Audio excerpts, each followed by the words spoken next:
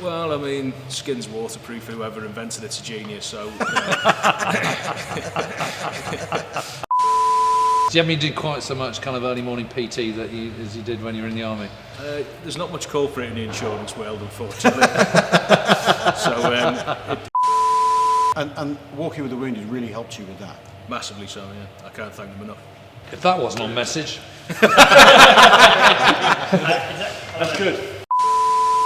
So, Dave, you're doing this walk in February in Oman. How'd you get... We're in a hangar, by the way, if you're watching this, so you will hear the... You'll hear rattles, you'll hear noises, you'll hear bang, you'll engines, drill. Spitfires starting Radio up. 2 in the background. All that sort of thing. Dave, how did you get... This walk's quite a thing, is it? 400 kilometres in the Oman desert. How did you get roped into a thing like that? You let Ed Parker talk to you for too long, right? And he can sell the proposition like nobody. So we were looking at the insurance piece around it. I said I'd love to have a go, and then we went from there. Right, amazing. But you're a man who's up for a challenge. Certainly am, yeah. I mean, I think getting the body back used to what's going on is going to be the hardest part. Right. Obviously been out of the military for a couple of years now, so... Yeah. Do you ever do quite so much kind of early morning PT as you did when you were in the army? There's not much call for it in the insurance world, unfortunately.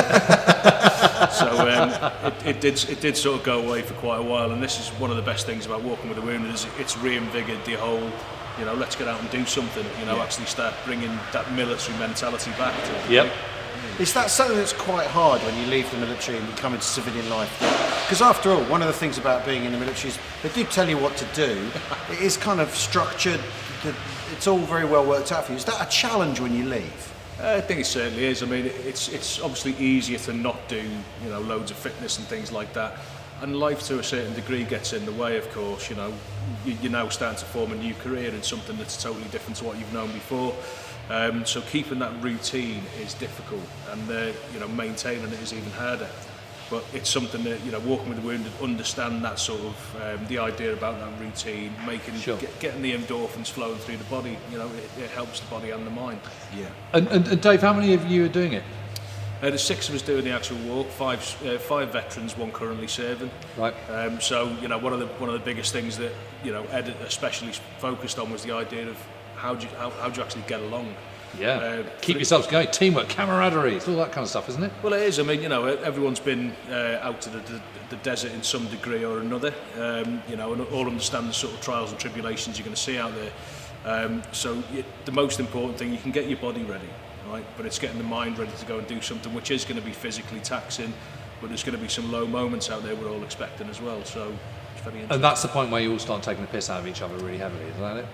It probably will be the thing that gets you off your bootstraps, yeah. The elements of humour where, it's either I'll laugh or I'll cry, and I know which option I'd rather take. So that element of, the squaddy banter, if you like, is certainly going to help to drive us forward to the finish line. Do you like hot places? I mean, you ended up having to go to a lot. Are you a fan of hot places? I'd certainly prefer the heat to the cold. Ask me what training's going to be like in December when the ground's a bit frosty underfoot, compared to sitting in a desert at 35 degrees. It's a big difference. Yeah. So I'm quite the fan. I don't think it's frost you've got to worry about, it's about torrential downpours and rain and endless mud in this country, isn't it? Well, I mean, skin's waterproof. Whoever invented it's a genius. So it's one of those things that yes, the weather is going to be different, but we have to train with what we've got underneath our, under our capabilities at this particular point. I'll need to go and get some Factor 700 to make sure that I don't disintegrate while I'm in the desert. So, Or just a very big hat. Well, yeah. And you've had help from Walking with the Wounded, right? Along the way? So I suffered quite badly with mental health as I was coming out of the force. It was the nature of my discharge. And at that stage I was reaching out to whomever would listen to try and get some help, and Walking with the Wounded were there, thankfully enough. So I'd recommend that to anybody that's struggling at the moment, to actually start to look at not every sort of facet there, whether it's a physical or a cognitive sort of injury that you may well have. Yeah. And in that kind of process, how important is mateship and camaraderie and banter? I think when it comes to the idea that you can be locked inside your own head, and then the problems that are already there seem to get worse over time, Without a good support network around you, it's very, very difficult to get yourself back out of these lulls, you know, and it's one of those things that you are going to experience for, it could be short term, it could be very, very long term. So having a group and a network around you is absolutely critical, and even, you know, people who have that experience as well, such as the guys we're going out on the walk with, it helps enormously. Brilliant. So that's where your money's going, everybody. So you were going to be doing the walk before Christmas, weren't you? And now it's been moved to February. But are you going to do something with the rest of the Walking Home for Christmas campaign?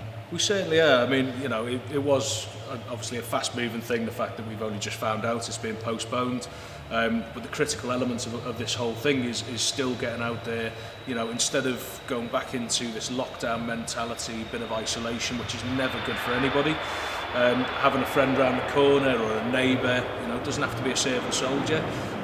Let's get out and let's talk about a few things, and whether that's, you know, how nice the cup of tea is going to be when you get indoors, or whether it goes back to, you know, times in the desert is something that I'd recommend to anybody at this stage. Yeah.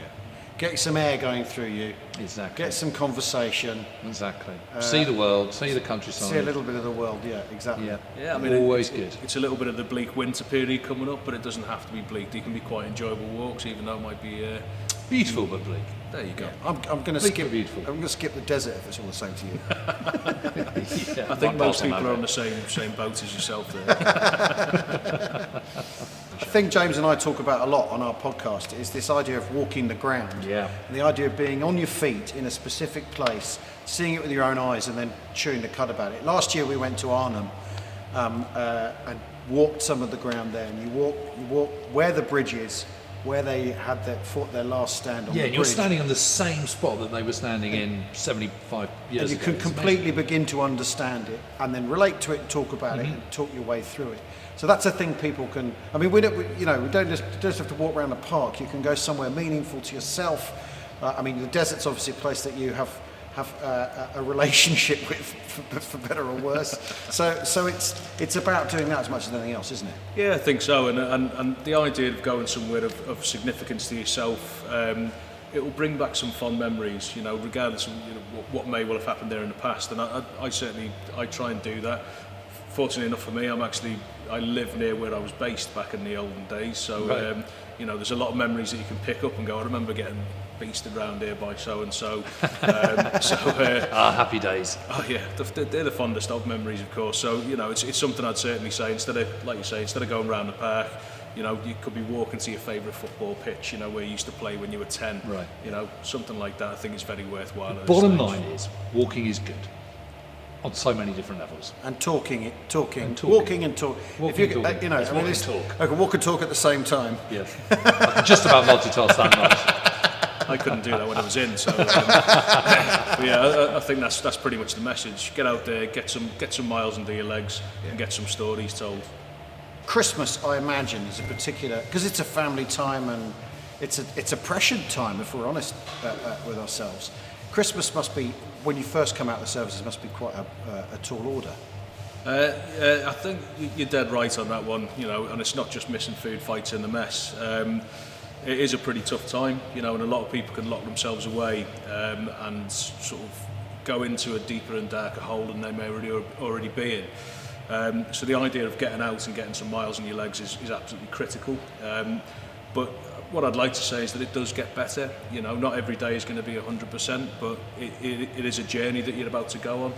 And the longer you keep on walking through to keep the sort of messaging right, you know, your head starts to pick itself up, and Christmas has become something to look forward to, as opposed to, you know, thinking this is going to be another sort of bleak midwinter, if you like. Yeah.